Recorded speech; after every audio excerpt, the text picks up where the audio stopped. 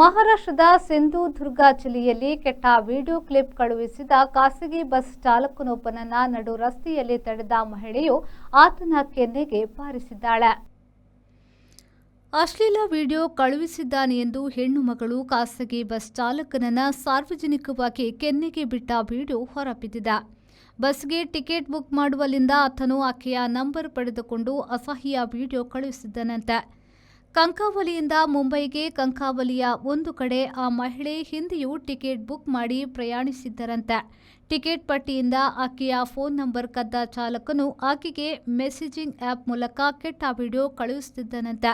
ಕೊನೆಗೆ ಬಸ್ ನಿಲ್ದಾಣದ ಬಳಿಯ ಬುಕ್ಕಿಂಗ್ ಆಫೀಸ್ ಬಳಿ ಬಂದ ಮಹಿಳೆ ಚಾಲಕನಿಗೆ ಮೊಬೈಲ್ ಅಸಹ್ಯ ತೋರಿಸಿ ಕೆನ್ನೆಗೆ ಬಾರಿಸಿದ್ದಾಳೆ.